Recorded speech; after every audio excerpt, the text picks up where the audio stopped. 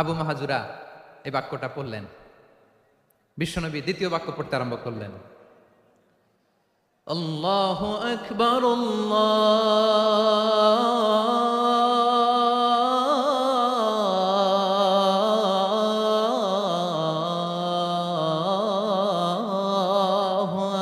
আকবার।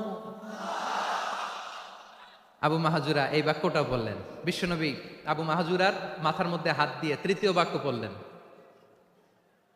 আশহাদু আল্লা ইলাহা ইল্লাল্লাহ।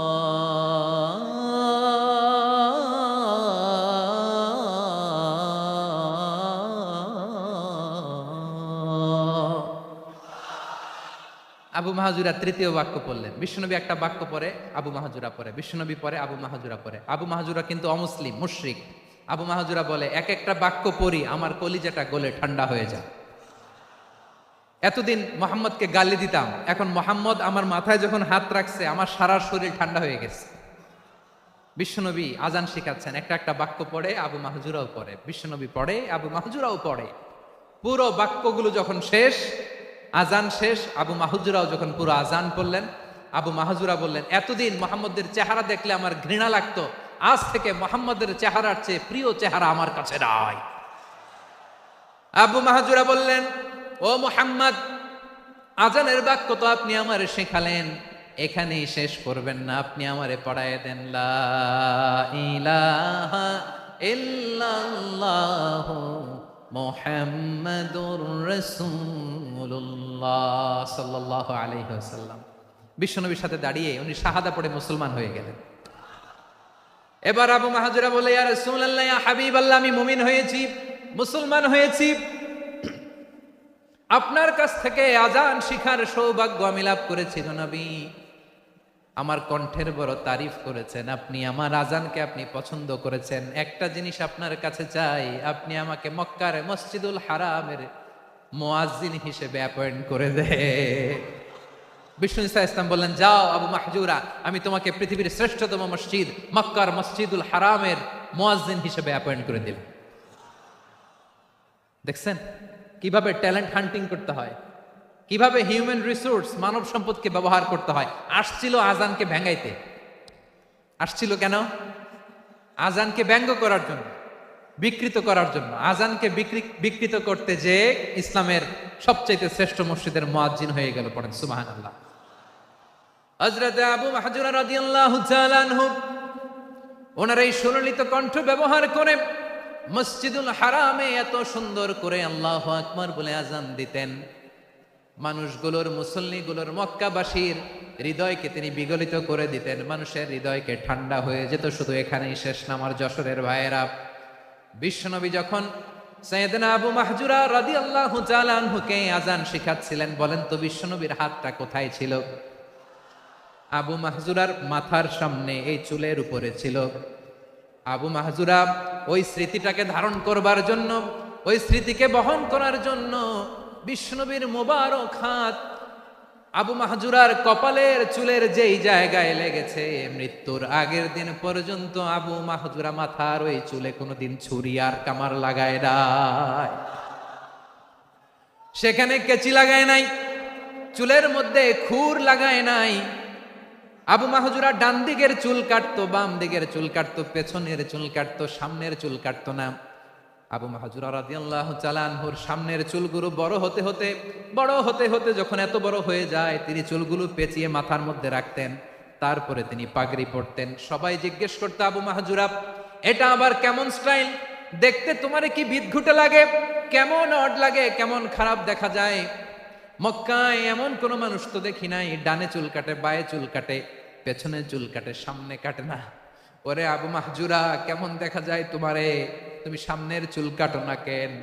আবু মাহজুরা বলে, আমি হাঁটু গেড়ে পেয়ারা নবীর সামনে বসেছিলাম, আমার এই মাথার চুলের মধ্যে মুবারক হাত লাগিয়ে বিশ্বনবী নিজে আমাকে আজানের প্রতিটা বাক্য শিক্ষা দিয়েছেন। বিশ্বনবীর মোবারক হাত, পবিত্র হাত আমার মাথার চুলের যেই জায়গায় লেগেছে, আমি চাই ওই চুলগুলা নিয়ে আমি আমার কবরের ভিতরে যাব। সাইয়েদনা আবু মাহজুরা রাদিয়াল্লাহু তাআলা আনহু ইন্তেকালের আগের পর্যন্ত মাথার সামনের চুলগুলা কাটে নাই। মাথার সামনের চুল তিনি কাটেন নাই। সুবহানাল্লাহি বিহামদি। কেমন ভালোবাসতেন বিশ্বনবী সাহাবীদেরকে, সাহাবারা কেমন ভালোবাসতেন বিশ্বনবীকে। সামনের চুলগুলো বড় হতে হতে এত বড় ছিল, পেঁচিয়ে রেখে পাগড়ি পরতেন, কাটতেন না। নবীর হাত লেগেছিল। সুবহানাল্লাহ পড়েন। তাহলে what is the lesson, moral of the story কি? মোরাল অফ দ্য স্টোরি হচ্ছে, আসছিল আজানকে ব্যঙ্গ করার জন্য, বিকৃত করার জন্য, হয়ে গেল মসজিদুল হারামের মুয়াজ্জিন। দেখেন বিশ্বনবী একটা খারাপ সিচুয়েশনের মধ্যে থেকে কি ভালো জিনিস বের করে আনলেন। আমি যে শুরুতে বলেছি কিভাবে তিনি হিউম্যান রিসোর্সকে ডেভেলপ করেছেন, ম্যানেজ করেছেন। তিনি যে চৌকুশ ট্যালেন্ট হান্টার ছিল, দেখেন সবার মধ্যে থেকে এর বাছাই করে মুয়াজ্জিন বানাই দিয়েছেন। সুবহানাল্লাহ পড়েন। তার মানে এই না সবাইরে ধরে ধরে উনি মুয়াজ্জিন বানাইছেন। যার যেই ট্যালেন্ট আছে তাকে ওই কাজে অ্যাসাইন করেছেন। যার যেই প্রতিভা আছে তার প্রতিভাকে ইসলামের কাজে লাগিয়েছেন। সুবহানাল্লাহ পড়েন। যায়েদ বিন সাবিত রাদিয়াল্লাহু তাআলা আনহু নাম শুনেছেন? যশোর কথা বেরোয় না। যদি জিজ্ঞাসা সালমান খানের নাম শুনছেন, সবাই হাত তুলবে, জি হুজুর শুনছি, মানে সব দেখা শেষ। সালমান খান, আমির খান, অমুক খান, সব খান মুখস্থ, কিন্তু যায়েদ বিন সাবিতের নাম মুখস্থ নাই মুসলমানদের। যেই সাহাবী মাথার সামনের চুল কাটে নাই, মসজিদুল হারামের মুয়াজ্জিন বানাইছেন বিশ্বনবী, সাহাবীর নাম কি? খায়া ফেলাইছে, স্লোগানের সাথে খায়া ফেলাইছে। আবু মাহজুরা। কি নাম? আবু মাহজুরা আল জুমাহি রাদিয়াল্লাহু তাআলা আনহু। এই নামটা আজকে নিয়ে যাইতে হবে যশোর। আবু মাহজুরা রাদিয়াল্লাহু তাআলা আনহু। 2 নম্বরে বলছিলাম যায়েদ বিন সাবিত রাদিয়াল্লাহু তাআলা আনহু। বিশ্বনবী দেখলেন মদিনার এই আনসারী সাহাবী হাইলি ট্যালেন্টেড, ইন্টেলেকচুয়াল, মেরিটোরিয়াস, জ্ঞানের প্রতি তার আকর্ষণ, মারাত্মক আকর্ষণ। বিশ্বনবী তাকে দায়িত্ব দিলেন, কোরআন যা নাজিল হয় তুমি লিখো, কাতিবুল ওয়াহি বানায় দিলেন। সুবহানাল্লাহ। যায়েদ বিন সাবিতরে আবার আজান শিখান নাই, কারণ তার মধ্যে বিশ্বনবী প্রতিভা দেখেছেন, একাডেমিক প্রতিভা। বিশ্বনবীর একাডেমিক প্রজেক্টগুলো তিনি হ্যান্ডেল করতেন। যায়েদ বিন সাবিত ছিল বিশ্বনবীর ব্যক্তিগত সচিব। কি ছিল? ব্যক্তিগত সচিব। বোঝেন নাই? বিশ্বনবীর ব্যক্তিগত সচিব এবং দোভাষী। ইহুদিরা কিছু লিখে দিলে এটার অর্থ বিশ্বনবীরে বুঝায় দিতেন, আবার ইহুদিদের কাছে কিছু লিখতে হলে তিনি লিখে দিতেন। বিশ্বনবী একদিন বললেন, ইন্নী ওয়াল্লাহি মা আমানু ইয়াহুদা আলা কিতাব। ইহুদিরা যে চিঠি পাঠায় অর্থ তো বুঝি না, আরেক ইহুদি আইনে অর্থ করা লাগে। আবার ইহুদিদের কাছে কিছু লিখে পাঠাইতে চাইলে আমরা তো লিখতে পারি না, ইহুদিরে দিয়ে লেখা লাগে। ওরা যে পয়রা শোনায় লিখে দেয়, আমি ওদের বিশ্বাস করি না। আমার নিজের একজন লোক দরকার। বিশ্বনবী এই যায়েদ বিন সাবিতকে চুজ করলেন ল্যাঙ্গুয়েজের জন্য। উনি বললেন, যায়েদ তোমার সফট স্কিলকে ডেভেলপ করতে হবে, তুমি হিব্রু ল্যাঙ্গুয়েজ শিখে ফেলো। যায়েদ বিন সাবিত বলল, বিশ্বনবীর মোটিভেশন আর ইন্সপিরেশন পেয়ে আমি 15 দিনে ইহুদিদের এই হিব্রু ল্যাঙ্গুয়েজ শিখে ফেললাম। শুধু শিখে ফেললাম না, হাত্তা হাদিকতু, even I became master in the language. এই ভাষা আমি পারদর্শী হয়ে গেলাম। এরপরে ইহুদিরা চিঠি লিখে পাঠালে আর কোনো ইহুদি ডাকা লাগতো না, আমি নবীর এটার অর্থ শুনে পরে বুঝাই দিতাম। আবার ইহুদিদের কাছে চিঠি লেখা লাগলে আমি যায়েদ বিন সাবিত চিঠি লিখে দিতাম। সুবহানাল্লাহ। দেখেন এত সাহাবীর মধ্য থেকে বিশ্বনবীর একাডেমিক প্রজেক্ট, ব্যক্তিগত সচিব, দোভাষী হিসেবে তিনি যায়েদ বিন সাবিতের মতো তরুণকে নির্বাচিত করেছেন। কেমন ট্যালেন্ট হান্টার ছিল আমার নবী। সুবহানাল্লাহ পড়বেন না? বিশ্বনবীর ইন্তেকালের পরে সাইয়েদনা আবু বকর রাদিয়াল্লাহু তাআলা আনহু যখন খলিফা হয়ে আসলেন, কোরআনকে সংকলনের দায়িত্ব দেয়া লাগবে, কোন সাহাবীকে দিবেন? সব সাহাবারা মিলে পরামর্শ করলেন। সাইয়েদনা আবু বকর, উমর সবাই মিলে এই বিশাল কোরআন সংকলনের গুরু দায়িত্ব বিশ্বনবীর ব্যক্তিগত সচিব, বিশ্বনবীর দোভাষী, বিশ্বনবীর সিলেক্ট করাইলো যায়েদ ইবনে সাবিত রাদিয়াল্লাহু তাআলা আনহুকে দিয়েছে। কোরআনের কবিতা আজকে এখানে রাখে নাই। এই যে আজকের যে কোরআন পড়েন, এটা আগে এরকম ছিল না। কোরআন নাজিল হলে সাহাবারা চামড়ার, ওটের চামড়ায় লিখে ফেলতো, ওটের চ্যাপ্টা হাড্ডির মধ্যে লিখে ফেলতো, গাছের গুড়ির মধ্যে লিখে ফেলতো। বিভিন্ন জনের কাছে ছড়ানো ছিটানো ছিল। আবু বকর রাদিয়াল্লাহু তাআলা আনহু একসাথে করলেন, পরবর্তীতে উসমান রাদিয়াল্লাহু তাআলা আনহু একসাথে করলেন। 114 সূরার এখন এই মুসহাফ, এই কম্পাইলেশন, এই কপি আমরা পেয়েছি। যার হিউজ কন্ট্রিবিউশন ছিল। এই পুরো কোরআন কম্পাইলেশনের প্রজেক্ট ম্যানেজার ছিল যায়েদ বিন সাবিত রাদিয়াল্লাহু তাআলা। কোরআন কম্পাইলেশনের প্রজেক্ট ম্যানেজার। দেখেন, উনারে মাথায় হাত দিয়ে আজান শিখায় নাই, সুবহানাল্লাহ কইবেন না? তাহলে প্রথম সাহাবী আবু মাহজুরাকে মুয়াজ্জিন বানাইলেন, যায়েদ বিন সাবিতকে ব্যক্তিগত সচিব আর দোভাষী বানালেন, মুসআব ইবনে উমাইর রাদিয়াল্লাহু তাআলা আনহুকে ইসলামের প্রথম অ্যাম্বাসেডর বানালেন।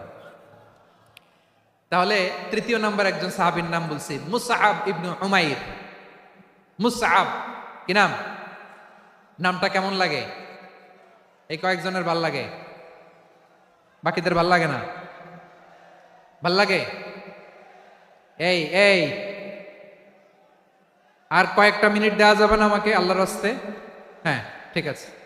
আমি তোমাদেরকে ভালোবাসা দেখাবো, দোয়া করব যদি চুপ থাকো, একেবারে চুপ, কষ্ট সহ্য করো। বাকিরা যা সওয়াব পাবে তোমরা ডবল পাবা, যেহেতু কষ্ট বেশি, কিন্তু চুপ। 3 নাম্বার সাহাবীর নাম মুসআব। এই ধাক্কাধাক্কি কেন? ধাক্কাধাক্কি কেন রে ভাই? না না না, এরকম হইলে আসবো না যশোর, আমি আর আসবো না। হয় পিছনে চলে যাও, নাহলে চুপ, ধাক্কাধাক্কি নাই। 3 নাম্বার সাহাবীর নাম মুসআব। কি নাম? He was the first ambassador in Islam. ইসলামের প্রথম ডিপ্লোমাট, প্রথম কূটনৈতিক, ইসলামের প্রথম কূটনৈতিক, ইসলামের প্রথম ডিপ্লোমাট, প্রথম অ্যাম্বাসেডর মুসআব ইবনে উমাইর। মক্কার তরুণ যুবক, উনি পারফিউম লাগাইলে মানুষ দেখলেই বুঝতো এটা মুসআব লাগাইছে। এমন ড্যাশিং ফেসের ছিল, এমন স্মার্ট ড্যাশিং ফেস, এমন পার্সোনালিটির মানুষ ছিল মুসআব রাদিয়াল্লাহু তাআলা আনহু। কারণ যিনি ইসলামের স্পোকম্যান হবেন, মুখপাত্র হবেন, তার স্মার্ট হওয়ার দরকার আছে না নাই? আকাবার প্রথম শপথ যখন হলো, তাদের সাথে বিষ্ণু ঈসা ইসলাম মদিনাতে একজন মুখপাত্র পাঠালেন, ডিপ্লোমাটকে পাঠালেন, অ্যাম্বাসেডর অফ ইসলাম। তিনি হচ্ছেন মুসআব ইবনে উমাইর। পড়েন সুবহানাল্লাহ। বিশ্বনবী দেখলেন সে অনেক স্মার্ট, তার ডেডিকেশন আছে, সিনসিয়ারিটি আছে, এবং মদিনায় যে আউস খাজরাজ গোত্রের নেতাদের সাথে ডিল করতে হবে, ইহুদিদের সাথে ডিল করতে হবে, ওখানে একজন পাক্কা জানু খেলোয়াড়ের দরকার আছে না নাই? মুসআব ইবনে উমাইর রাদিয়াল্লাহু তাআলা আনহু, ওনাকে বিষ্ণু ঈসা ইসলাম চুজ করলেন। এবং বিষ্ণু ঈসা ইসলামের এই চুজিংটা, এই সিলেকশনটা এত সুন্দর ছিল, তিনি মদিনাতে যে বিশ্বনবী আসার আগেই মদিনার জমিনকে তিনি উর্বর করে ফেলছেন। প্রতিটা ঘরে ঘরে কালিমার দাওয়াত তিনি পৌঁছায় দিয়েছেন। জুমার বিধান নাজিল হয়েছে, কিন্তু মক্কায় পরিবেশ নাই জুমা পালনের। বিষ্ণু ঈসা ইসলাম একজনকে দিয়ে খবর পাঠালেন, যাও মদিনায় মুসাবকে যে বলো, মুসাব তো আমার শিক্ষক, আমার স্পোকম্যান, মদিনাতে যেন তারা জুমা কায়েম করে। বিশ্বনবীর আগেই মুসআব মদিনার মুসলিমদেরকে নিয়ে মদিনায় প্রথম জুমা কায়েম করে ফেলছে। কোন সুবহানাল্লাহ। ডিপ্লোমাটদের কেমন হইতে হয়, অ্যাম্বাসেডরের কেমন হইতে হয়, মুসআব রাদিয়াল্লাহু তাআলা আনহুর কাছ থেকে শিখে নাও। মুসআব নামটা কেমন লাগে? যশোর যাদের সন্তান হবে, ছেলে সন্তান, আমার রাস্তায় পাইলে সবাই জিজ্ঞেস করে, হুজুর একটা নাম দেন, আমার ছেলে হবে। যশোরবাসীর জন্য আমি একটা নাম দিয়ে দিলাম, নাম রাখতে হবে মুসআব। কি নাম? নামটা যাদের ভাল লাগে, ছেলে সন্তান অনাগত আসবে, মনে চাইলে নাম রেখে দিবেন মুসআব রাদিয়াল্লাহু তাআলা আনহুর নামে মুসআব। তাহলে মুসআব রাদিয়াল্লাহু তাআলা আনহুকে বিশ্বনবী ল্যাঙ্গুয়েজ শিখান নাই, সফট স্কিল শিখান নাই। যায়েদ রাদিয়াল্লাহু তিনি হিব্রু ল্যাঙ্গুয়েজ শিখেছেন, সুরিয়ানি শিখেছেন, কিন্তু মুসআবকে তিনি বানিয়েছেন the spokesman of Islam, the first diplomat, the ambassador of Islam. সুবহানাল্লাহ পড়বেন না? আব্দুল্লাহ ইবনে আব্বাস রাদিয়াল্লাহু তাআলা আনহু বিশ্বনবীর কাজিন, চাচাতো ভাই। আবার মাইমুনা রাদিয়াল্লাহু তাআলা আনহু, মাইমুনা নবীর স্ত্রী, তিনি ছিলেন আব্দুল্লাহর আপন খালা। তো নবীর বউ যদি ওনার খালা হয়, নবী তার কি? বুঝে নাই, নবী তার কি? খালু। তাহলে সম্পর্ক অনেক গভীর, কাজিন আবার খালু। ছোট্ট মানুষ, তাই রাতে মাঝে মাঝে ঘরে থাকতো।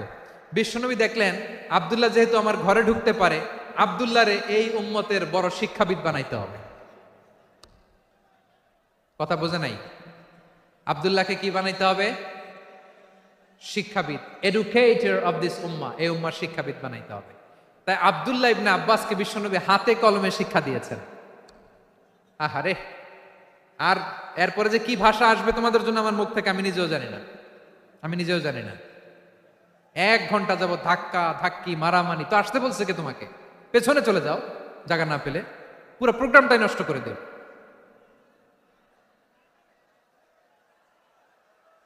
জি, আমার দিকে তাকান, আমি শেষ করে দিচ্ছি। হবে না, ইন্টেলেকচুয়াল আলোচনা এখানে হবে না, আমি বুঝতে পারছি, আমি শেষ করে দিচ্ছি। আব্দুল্লাহ ইবনে আব্বাস রাদিয়াল্লাহু তাআলা আনহু, মনোযোগ দিয়ে কয়েকটা মিনিট শুনুন, আমি এখনই শেষ করে দিচ্ছি, এরপর আওয়াজ করবে। এই যে এগুলো কি আমি বুঝলাম না। আমি বললাম না সব করা যাবে, বসে যাও, শুয়ে যাও, চলে যাও, আওয়াজ করা যাবে না। অন্যকে বসো এটাও বলার দরকার নেই, জাস্ট এদিকে তাকাও। আল্লাহ। আব্দুল্লাহ ইবনে আব্বাস রাদিয়াল্লাহু তাআলা আনহু, ওনাকে বিশ্বনবী হাতে কলমে শিক্ষা দিয়েছেন, যেহেতু উম্মতের শিক্ষাবিদ হবেন, এডুকেটর হবেন। তো বিশ্বনবী রাতে যখন তাহাজ্জুদ পড়তেন, ছোট্ট আব্দুল্লাহ ঘরে থাকতো, বুঝতে পেরেছেন? ছোট্ট মানুষ তো ঘরে থাকতো। তো বিশ্বনবী তাহাজ্জুদের জন্য একবার দাঁড়িয়েছেন, ছোট্ট আব্দুল্লাহ ওযু করে দাঁড়াইছে। আচ্ছা বলেন তো, ইমাম আর মুসল্লি মোট যদি 2 জন হয়, একজন ইমাম একজন মুসল্লি, তো মুসল্লি ইমামের কোন দিকে দাঁড়াবে? ডানে দাঁড়াবে। ছোট্ট আব্দুল্লাহ বুঝে নাই, বিশ্বনবী তাহাজ্জুদ শুরু করেছেন, উনি একতেদা করছেন আর দাঁড়াইছেন বায়ে। কোথায় দাঁড়িয়েছেন? আব্দুল্লাহ বলেন, যখন আমি বায়ে দাঁড়ালাম, আখাযা রাসূলুল্লাহ সাল্লাল্লাহু আলাইহি ওয়াসাল্লাম উযুনি আল ইউমনা ইয়াফতিলুহা, বিশ্বনবী নামাজরত অবস্থায় আমার কান ধরে টেনে আমার ডান দিকে এনে দাঁড় করায় দিলেন। পড়েন সুবহানাল্লাহ। দেখেন হাতে কলমে শিক্ষা। আর জীবনে ভুলাবে? কথা কয় না, আর ভুলাবে? আর ভুল হবে না। এভাবে বিশ্বনবীর অনেক সঙ্গ পেয়েছেন, সফর করেছেন, একই বাহনে বসেছেন, এক বাহনে বসে লম্বা নাসিহত করেছেন, বলেছেন, ইয়া গোলাম ইহফাজিল্লাহ ইয়াহফাজকা, ইহফাজিল্লাহ তাজিদহু তুজাহাক, ইযা সাআলতা ফাসআলিল্লাহ ওয়া ইযা ইসতাআনতা ফাসতাইন বিল্লাহ। আল্লাহর বিধান মানো, আল্লাহর বিধান রক্ষা করো, আল্লাহ তোমায় রক্ষা করবে। আব্দুল্লাহ, চাইতে হলে আল্লাহর কাছে চাও, সাহায্য চাইতে হলে আল্লাহর কাছে সাহায্য চাও। মনে রাখো, গোটা বিশ্বের সবাই যদি তোমার সাহায্য করতে চায়, ততটুকুই করতে পারবে যতটুকু আল্লাহ তোমার নসিবে রেখেছে। গোটা বিশ্ব যদি তোমার বিরুদ্ধে ষড়যন্ত্রে দাঁড়িয়ে যায়, ক্ষতি ততটুকু করতে পারবে যতটুকু তোমার জন্য বরাদ্দ আছে, এর বাইরে কিছু করতে পারবে না। আওয়াজ করে বলেন ঠিক কিনা? এভাবে হাতে কলমে শিখিয়েছেন, বিশ্বনবীর সঙ্গ পেয়েছেন। ওনাকে বিষ্ণু ইসলাম শিক্ষাবিদ, এডুকেটর অফ দিস উম্মাহ হিসেবে সিলেক্ট করেছেন, হাতে কলমে শিখিয়েছেন। বিশ্বনবী একবার প্রকৃতির ডাকে সাড়া দিয়ে এসেছেন, এখন কি করতে হবে? নামাজের জন্য অজু করতে হবে। বিশ্বনবী এসেই দেখেন অজুর বদনায় পানি ভরা, খুশি হয়ে গেলেন, বললেন কে রেখেছে পানি? একজন বলল আব্দুল্লাহ রেখেছে। বিশ্বনবী অত্যন্ত খুশি হলেন, খুশি হয়ে একটা দোয়া করলেন, বললেন আল্লাহুম্মা ফাক্কিহু ফিদ্দীন ওয়া আল্লিমহু তা'ওয়ীল, আল্লাহ তুমি আব্দুল্লাহকে দ্বীনের বুঝ দিও আর কোরআনের তাফসির শিক্ষা দিও। বিশ্বনবীর এই দোয়া এমন লাগছে, উনি রাইসুল মুফাসসিরিন, এই পৃথিবীতে যত মুফাসসির ছিল, যত মুফাসসির আসবে, সকল মুফাসসিরের সম্রাট হিসেবে স্বীকৃত হয়েছেন আব্দুল্লাহ ইবনে আব্বাস। বিশ্বনবী ওনারা আজান শিখান নাই, বিশ্বনবী ওনারা ল্যাঙ্গুয়েজ শিখান নাই, বিশ্বনবী ওনারা অ্যাম্বাসাডার বানান নাই, হাতে কলমে শিক্ষা দিয়েছেন। ছোট্ট মানুষ বিশ্বনবী ইন্তেকাল করলেন, আবু বকরের সময় গেল, ওমরে ফারুকের খেলাফত, তখনও তিনি তরুণ। ওমরে ফারুক রাদিয়াল্লাহু তাআলা আনহু ওনার ক্যাবিনেট মিনিস্ট্রির বৈঠকে এই আব্দুল্লাহ ইবনে আব্বাসকে পাশ দিয়ে বসায় রাখতেন। বয়স্ক সাহাবারা এটা পছন্দ করতো না, তারা বলতো ঘটনা কি, আব্দুল্লাহর মতো ছেলে নাতি আমাদের আছে, এরা কেন রাখে ওমরে ফারুক? ওমরে ফারুক এটা টের পেলেন, তিনি বুঝতে পারলেন যে ক্যাবিনেট মেম্বাররা এটা পছন্দ করে না, ছোট্ট আব্দুল্লাহরা কেন রাখি, কেন যে রাখি এটা একদিন বুঝাবো। একদিন মিটিং এ তিনি সবাইকে বললেন, ইদা জাআ নাসরুল্লাহি ওয়াল ফাতহ, এই আয়াত দ্বারা উদ্দেশ্য কি বলেন তো মুরব্বী সাহাবীরা? এক সাহাবী বলেন, এই সূরা দ্বারা উদ্দেশ্য, আল্লাহ বলেছেন আমাদেরকে বিভিন্ন ল্যান্ড, বিভিন্ন এলাকা বিজয় করতে হবে। ওমরে ফারুক বললেন না, হয়নি। আরেকজন বললেন, বিজয় হওয়ার পর আমাদের বেশি বেশি আল্লাহর বরত্বের ঘোষণা দিতে হবে, এটা উদ্দেশ্য। ওমরে ফারুক বললেন না, হয় নাই। যারে জিজ্ঞেস করেন কেউ পারে না। সব শেষে বিশ্বনবী ছোট্ট আব্দুল্লাহরে বলেন, আব্দুল্লাহ, ইদা জাআ নাসরুল্লাহি ওয়াল ফাতহ, এর দ্বারা উদ্দেশ্য কি বলো তো? ছোট্ট আব্দুল্লাহ বলেন, হুয়া আজালু রাসূলিল্লাহ, এই আয়াত দ্বারা বিশ্বনবীর বিদায়কে উদ্দেশ্য নেওয়া হয়েছে। ওমরে ফারুক বলেন, হাযা হুয়া, এটাই তো সঠিক উত্তর, এটাই সঠিক তাফসীর এই আয়াতের। কারণ ইদা জাআ নাসরুল্লাহি ওয়াল ফাতহ, যখন আল্লাহর সাহায্য আর বিজয় আসবে, ওয়ারাআইতান নাসা ইয়াদখুলুনা ফি দীনিল্লাহি আফওয়াজা, আপনি দেখবেন দলে দলে ঢলে ঢলে বানের পানির মতো মানুষ ইসলামের দিকে ঢুকতেছে, ইসলামের বিজয় হয়েছে। তো ইসলামের বিজয়ের মিশন নিয়ে নবী আসছে, বিজয়ী যখন হয়ে গেছে এখন তো নবীর বিদায় হবে। জোরে বলেন ঠিক কিনা? কোন সাহাবী এই সূক্ষ্ম কথাটা ধরতে পারে নাই, ওই আব্দুল্লাহ ছাড়া।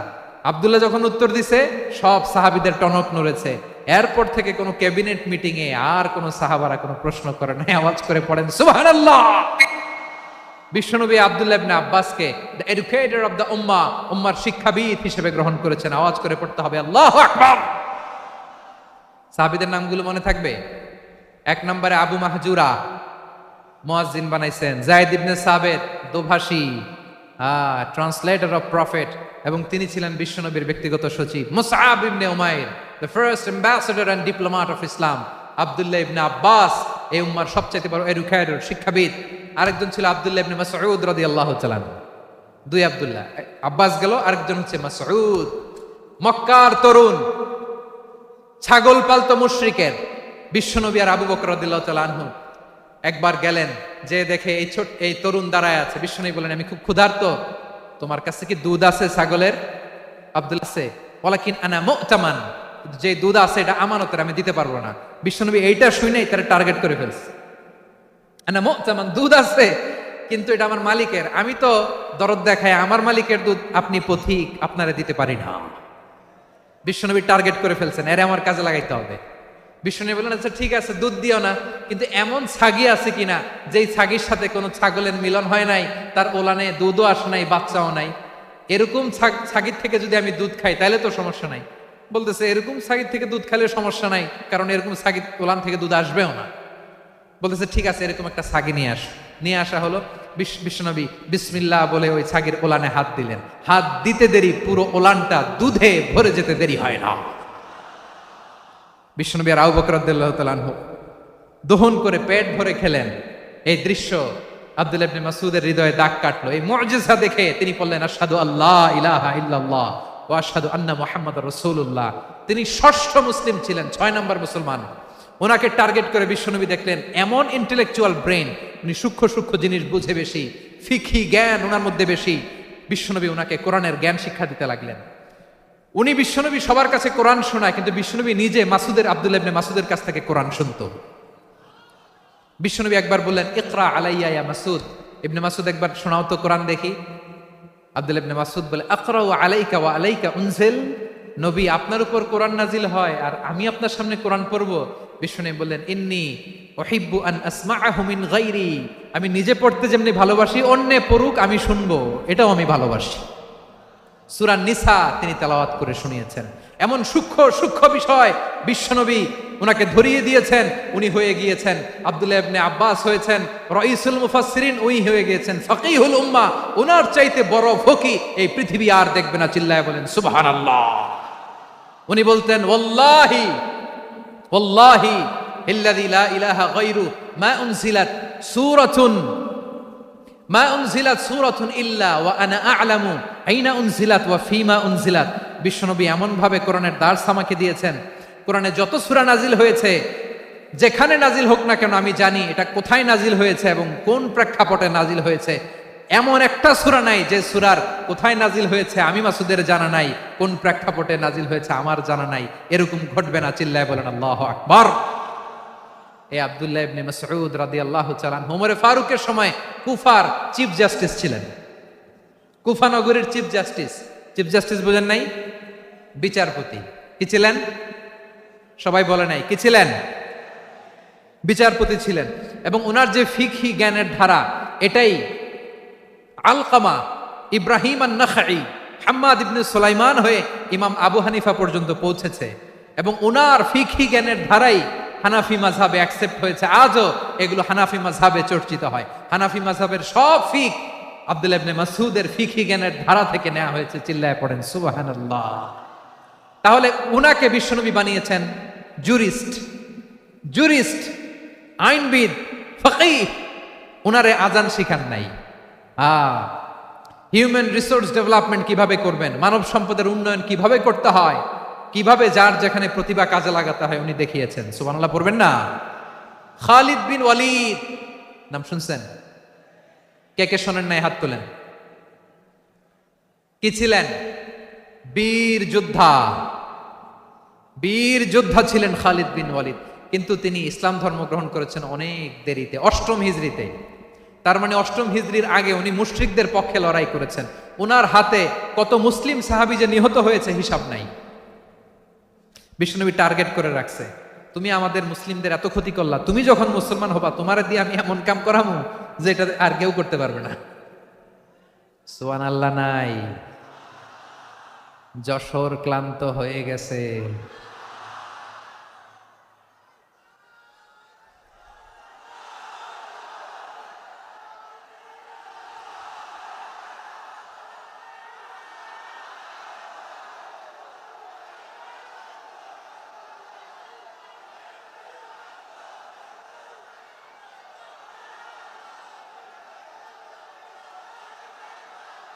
মাশাআল্লাহ, বসুন বসুন বসুন।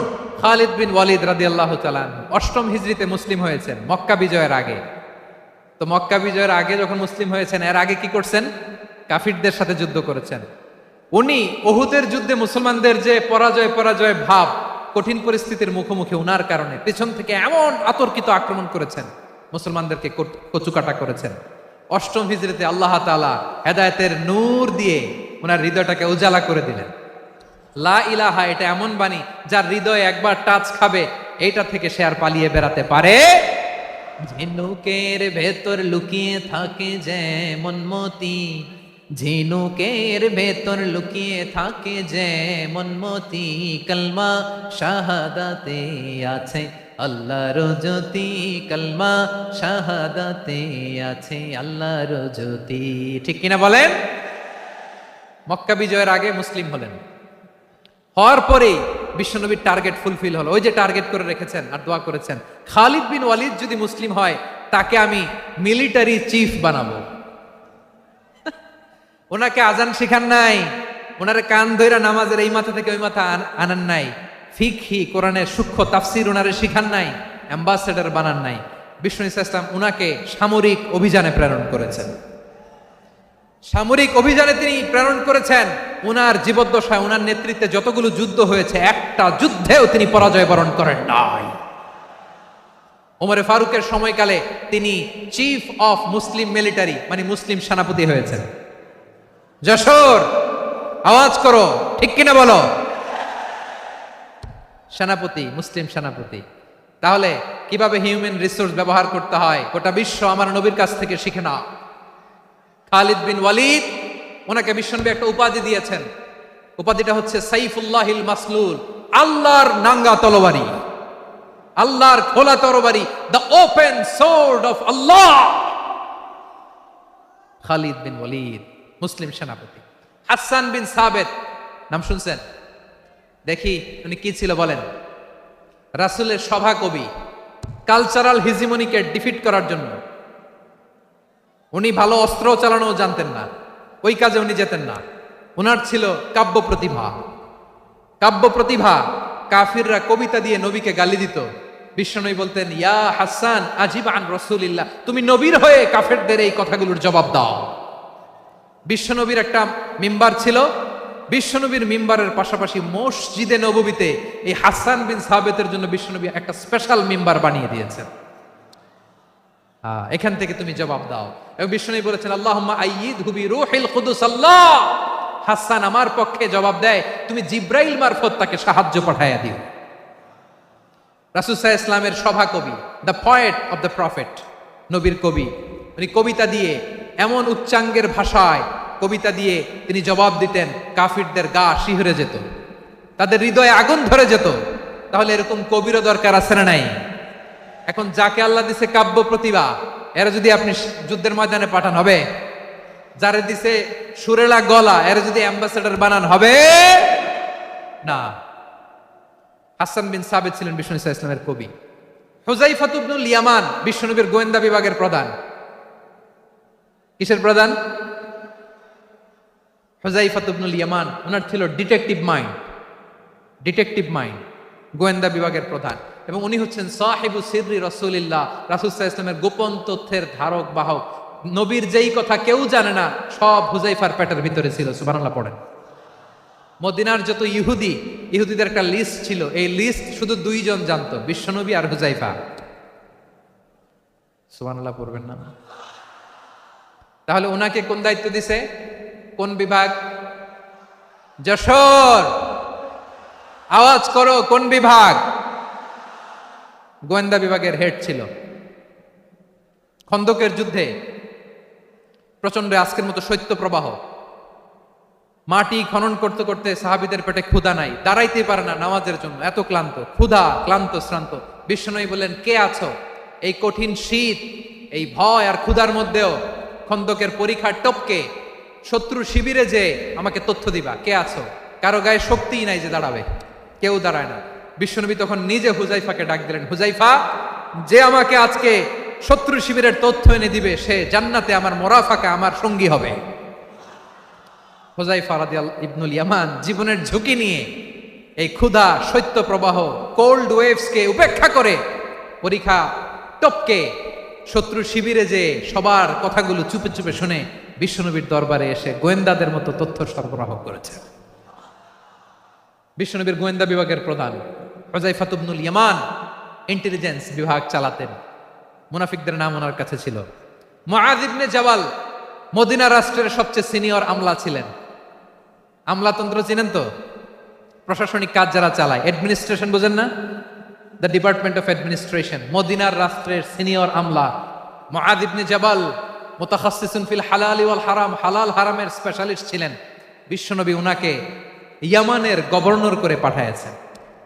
বলেছেন, ইন্নাকা তা'তি কওমান আহলা কিতাব, এমন গোষ্ঠীর কাছে যাবা এরা ইহুদি নাসারা, আগে শাহাদা পড়লে এরপরে নামাজের দাওয়াত দিও, নামাজ পড়লে যাকাতের দাওয়াত দিও।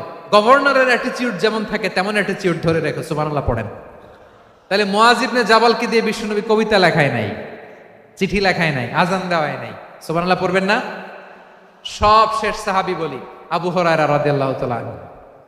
নাম শুনছেন? বিড়ালের বাবা। কি করতেন? খালি হাদিস মুখস্থ করতেন। উনি বলতেন, আলজামু রাসূলুল্লাহ আলা মিল ইবাতনি, আমার শুধু পেটের ক্ষুধার বন্দোবস্ত হইলে আমি নবীর সঙ্গ ছাড়তাম না। আমার আনসার সাহাবারা ক্ষেত খামারের কাজ করত, আমার মুহাজির সাহাবারা ব্যবসা করত, আর আমি নবীর সাথে সাথে থাকতাম। শুধু সকাল বিকাল দুই বেলা যদি আমার খাবারের বন্দোবস্ত হয় আমি আর নবীর লক ছাড়ি না। সুবহানাল্লাহ কইবেন না? 5374টা হাদিস তিনি বর্ণনা করেছেন। সবচেয়ে বেশি হাদিস বর্ণনাকারী সাহাবী। হাদিস প্রিজার্ভেশনের কাজে বিশ্বনবী ওনাকে কাজে লাগিয়েছেন। উনি একদিন বলেন, ইয়া রাসূলুল্লাহ আসমাউ মিনকা কাসীরান ফালা আহফাজু, নবী অনেক কথা শুনি আমার মনে থাকে না। বিষ্ণু বললেন, তাই? উবসুত রিদাক, তোমার চাদরটা বিছাও। আবু হুরায়রা বিছালেন, বিশ্বনবী হাত বুলায় দিলেন, এরপরে অনেক হাদিস বর্ণনা করলেন। আবু হুরায়রা বলে, তারপর থেকে বিশ্বনবী যাই বর্ণনা করে আমি শুনি আর একটাও ভুলি না। এখন সুবহানাল্লাহ। বিশ্বনবী ওনাকে হাদিস প্রিজার্ভেশন, নবীর এই যে লক্ষ্য হাদিস প্রিজার্ভেশনের এই দায়িত্ব দিয়েছেন সাইয়েদনা আবু হুরায়রা রাদিয়াল্লাহু তাআলা আনহুকে। প্রিয় ভাইরা, তাহলে 10 জন সাহাবীর কথা যে বললাম, আপনারা কি খেয়াল করেছেন কত বড় ট্যালেন্ট হান্টার, চৌকস ট্যালেন্ট হান্টার ছিল আমার নবী। এক একজনের এক এক ট্যালেন্ট এক এক কাজে অ্যাসাইন করেছেন, এক একজনকে এক এক দায়িত্ব দিয়েছেন, এক একজনের প্রতিভাকে এক একভাবে বিকশিত হওয়ার সুযোগ দিয়েছেন। আওয়াজ করে বলেন ঠিক কি না? এখন আমার পর্দার আড়ালে আমার মায়েরা বলবে, এতগুলো পুরুষ সাহাবীর কথা বললো, নারী সাহাবীরা কি কিছু করে নাই? হ্যাঁ, একজন নারী সাহাবীর কথা বলে মোনাজাত হবে, দোয়া ছাড়া কেউ যাব না। রুফাইদা আল আসলামিয়া রাদিয়াল্লাহু তাআলা আনহা, ওনার বাবার নাম সাআদ আল আসলামি। বিশ্বনবী কি খেয়াল করলেন দেখেন, সাআদ ছিল মদিনার বড় ডাক্তার। এই নারী সাহাবী রুফাইদা বাবার কাছ থেকে চিকিৎসা বিদ্যা শিখেছেন। যখন শিখছে বিশ্বনবী দেখলেন, আমার তো প্রতি সপ্তাহে সপ্তাহে যুদ্ধে আহত সাহাবীদের সেবা দিবে কে? বিশ্বনবী রুফাইদাকে বললেন, রুফাইদা তুমি মসজিদে নববীর পাশে একটা মেডিকেল ক্যাম্প করো। এই যে সাকিনা আদ্দিন মেডিকেলের আমার ছাত্রী বন্ধুরা শুনে রাখো, তোমাদের আইকন হচ্ছে এই রুফাইদা আল আসলামিয়া। বিশ্বনবীর ডিরেকশন অনুযায়ী তিনি মসজিদে নববীর পাশে একটা মেডিকেল ক্যাম্প করলেন এবং আহত সাহাবাদের চিকিৎসা উনি ওনার টিম নিয়ে দিতেন। বিশ্বনবীর পরামর্শে উনি আনসারি এবং মুহাজির মহিলা সাহাবীদেরকে নিয়ে একটা স্পেশাল মেডিকেল টিম গঠন করলেন। খায়বার যুদ্ধে 7ম হিজরিতে যখন বিশ্বনবী যায়, উনি ওনার টিম নিয়ে আসলেন, বললেন, ইয়া রাসূলুল্লাহ, আমরা তো তলোয়ার চালাতে পারি না, আমরা তো তীর মারতে পারি না, আপনি যদি অনুমতি দেন খায়বার অভিযানে আমি আমার টিম নিয়ে মেডিকেল টিমের সেবাটা, সার্ভিসটা দিতে চাই। পড়েন সুবহানাল্লাহ। বিশ্বনবী অনুমতি দিলেন, যোদ্ধা সাহাবীদের সাথে রুফাইদা আল আসলামিয়া উনিও মেডিকেল টিম নিয়ে অগ্রসর হলেন। খায়বারের প্রতিটা আহত, ইনজুর্ড সাহাবী, যারা ইনজুরির শিকার হয়েছেন, সবাই রুফাইদা আল আসলামিয়ার এই মেডিকেল ক্যাম্প থেকে চিকিৎসা সহায়তা পেয়েছেন। সুবহানাল্লাহ পড়েন। দেখেন কিভাবে বিশ্বনবী ট্যালেন্ট বাছাই করতেন।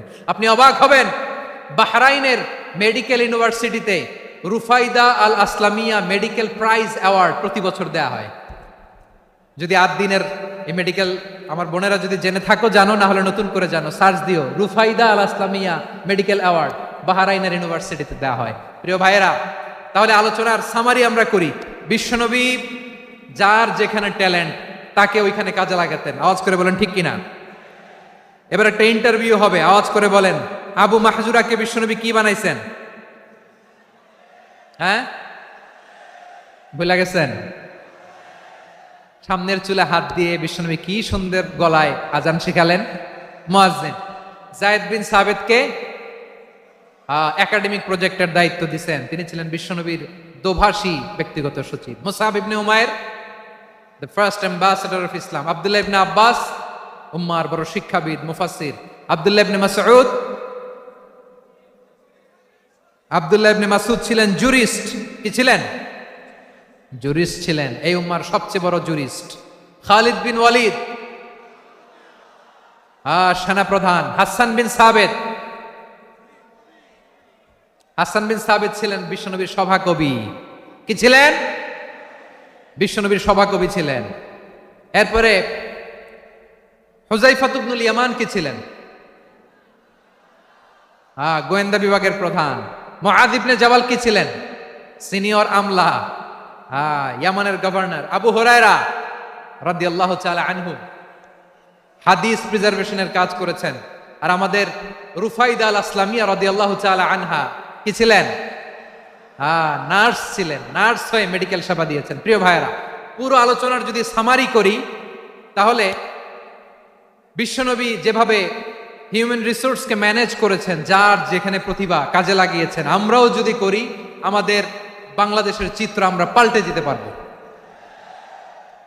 আমরা শুরুতে শুনেছি মানুষের আছে অসীম সম্ভাবনা, প্রতিটা মানুষ অনন্য, যত্ন নিলে, যথাযথ পরিচর্যা করলে মানুষ বিশ্ব জয় করতে পারে। ঠিক কিনা?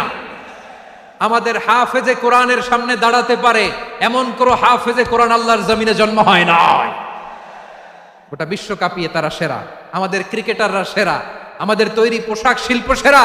এরকম অনেক অনেক সেরা জিনিস আছে, আমরা এগুলোর নার্চারিং করতে পারি নাই, পরিচর্যা করতে পারি নাই, সঠিক তারবিয়াতের অভাব। তাহলে মানুষের অসীম সম্ভাবনাকে কাজে লাগাতে হবে। ঠিক কিনা বলেন? ইউনুস গভর্নমেন্টকে আমি বলবো, অল্প সময়ের জন্য আপনারা এসেছেন, সংস্কারও করতে হবে, আবার নির্বাচনও করতে হবে। সব সংস্কার হতে করতে পারবেন না, যতটুকু পারবেন এর মধ্যে আমাদের যে হিউজ ম্যান পাওয়ার, আমাদের যে মানব সম্পদ, হিউম্যান রিসোর্স, এটাকে ডেভেলপ করে আপনাদের যেতে হবে। যেটা পারবেন না সেটাকে পরবর্তী নির্বাচিত গভর্নমেন্টের কাছে রেখে যেতে হবে, যে তারা যেন করে, তাদের কাছে আপনারা এটা রেখে যাবেন। তাহলে মানুষ চাইলে বিশ্ব জয় করতে পারে। আর মানুষকে হারাতে পারে কেউ? জোরে বলো যশোর, মানুষকে হারাতে পারে কেউ? আল্লাহ আমাদেরকে জনসংখ্যা দিয়েছেন। প্রিয় ভাইয়েরা, এই জনসংখ্যা অনেক বড় সম্পদ, এটা আমাদের জন্য অভিশাপ নয়, আশীর্বাদ। আমাদের জনসংখ্যাকে যদি আমরা জনশক্তিতে রূপান্তর করতে পারি, আজকে বাংলাদেশ যে অবস্থানে দাঁড়িয়ে আছে, বাংলাদেশ তার 20 গুণ উন্নতির শিখরে চলে যাবে। চিল্লায় বলো ঠিক কিনা? আমাদের শ্রমিক ভাইয়েরা বাইরে কাজ করে, আমাদের শ্রমজীবী ভাইয়েরা, প্রবাসীরা, তাদের ব্যাপারে গুরুত্ব দিতে হবে। আমাদের শ্রমের দাম সবচেয়ে কম, সবচেয়ে কম। তারা এম্বাসিতে গুরুত্ব পায় না, এয়ারপোর্টে গুরুত্ব পায় না। এই সরকার অবশ্য তাদেরকে অনেক গুরুত্ব দিচ্ছে। আমাদের অদক্ষ শ্রমিককে যখন আমরা দুবাই পাঠাই, অল্প বেতন পায়, কিন্তু ইন্ডিয়ানরা দক্ষ শ্রমিক পাঠালে তার 3 গুণ বেতন পায়।